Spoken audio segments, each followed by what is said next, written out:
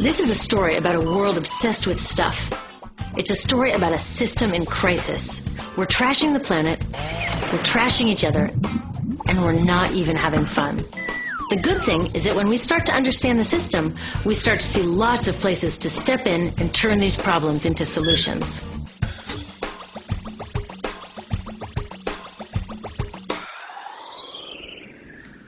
Can I tell you, I love my Pantene Pro V. Of the dozen or so personal care products that I use every day, it's the one I can't live without. It says it gives my dull hair the ultimate cool shine. How does it do that?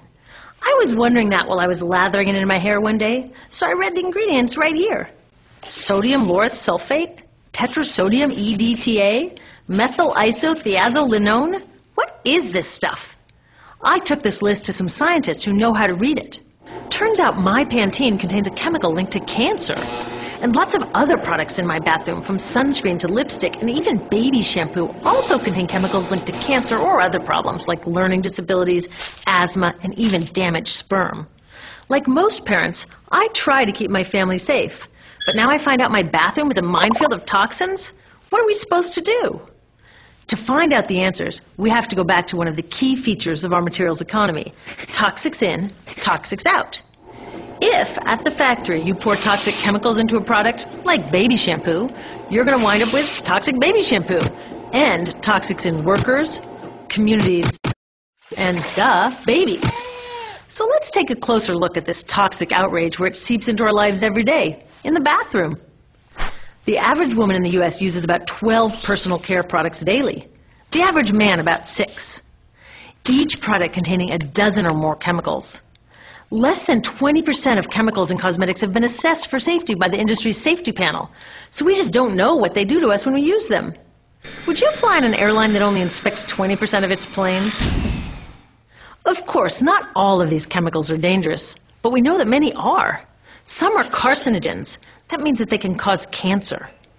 Others are neurotoxins and reproductive toxins, proven to mess up brain development and reproduction in animals. Wait a minute, we're animals too. It's like a giant experiment. We're using all these mystery chemicals and just waiting to see what happens. One thing we do know is that they're getting inside us. I had my body's toxicity levels tested, and I'm loaded with things like mercury, flame retardants, triclosan, and lead. We all are.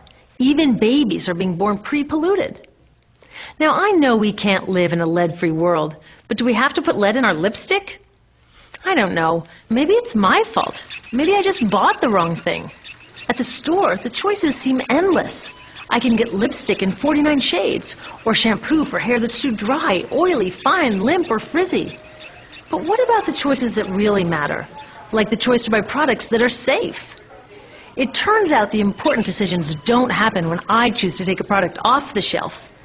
They happen when companies and governments decide what products should go on the shelves. So who are these companies? This is Procter & Gamble. They're the ones offering me Herbal Essences, the #2 shampoo in the country. It contains toxic petrochemicals made from oil. Since when is oil an herb? On cosmetics labels, words like herbal, natural, even organic have no legal definition. That means that anybody can put anything in a bottle and call it natural, and they do. I mean, can you imagine a top seller called Petro Essences? Gross. What's even nastier are hair relaxers marketed to 5-year-olds and skin whitening creams. These are super toxic, both in their ingredients and in the message they send about what beauty is. Oh, here's Estee Lauder offering me a chance to help find a cure for breast cancer. That's nice. But wait, they're also using chemicals linked to cancer. Don't you think the best way for Estee Lauder to fight cancer is to stop using those chemicals in the first place? So really, I get to choose between meaningless claims on a bottle. But these guys get the real choice about what goes into those bottles. And that happens back here, at the factories where they're formulated. Why do the makers of these products use all these toxics? Are they trying to poison us? No, they're just working from a 1950s mindset when people were totally swept up in better living through chemistry.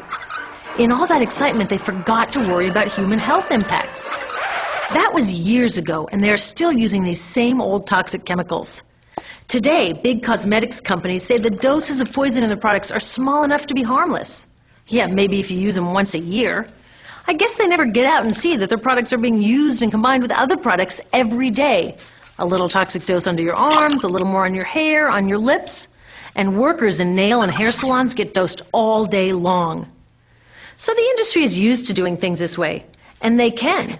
Because even now that scientists have linked the chemicals they're using to all sorts of problems, there are no laws to get rid of them. You're thinking, really? Come on, nobody's making sure that the stuff we smear all over our bodies is safe? Nope. The FDA doesn't even assess the safety of personal care products or their ingredients. Since 1938, they've banned just 8 out of over 12,000 ingredients used in cosmetics. They don't even require that all of the ingredients be listed on the label. Now, this is an example where we can all agree a little more government action would be helpful. This lack of regulation leaves a huge hole that the cosmetics industry is all too happy to fill. They set up their own committee to self-police their products, and compliance with their recommendations is voluntary. So the cosmetics industry is making the rules and then deciding whether or not to follow them. So you see, it isn't our fault that these toxic products are in our bathrooms. It's a whole broken system that's ignoring the simple rule: toxics in, toxics out. But we're not helpless. There are resources online that we can use to protect ourselves by identifying the best possible choices in the store. But the real action is with people working to change the system. Because if we really want to solve this problem, we got to start here with these guys. Women, parents, workers, people all over the country are demanding that Congress pass a new law, giving FDA the power to make sure that our personal care products are safe. We need common sense laws based on the precautionary principle. That means that when you're dealing with hazardous chemicals, just err on the side of caution. Let's not debate how much lead should be allowed in lipstick. Just get the toxic chemicals out of our products. Smarter laws would force companies to get past that old 50s mindset and figure out how to get us all clean and shiny without toxic chemicals. Can they? Totally. Many responsible cosmetics companies are already putting safer products on the market. Green chemists are developing substances that are designed to be safe and non-toxic in the first place. European governments have required the removal of many toxic chemicals, and companies have figured out how to comply. When cosmetics are reformulated to be safe and labeled honestly, then we can feel comfortable with the choices available at the store. We can choose bouncy hair or full hair, shiny lipstick or matte.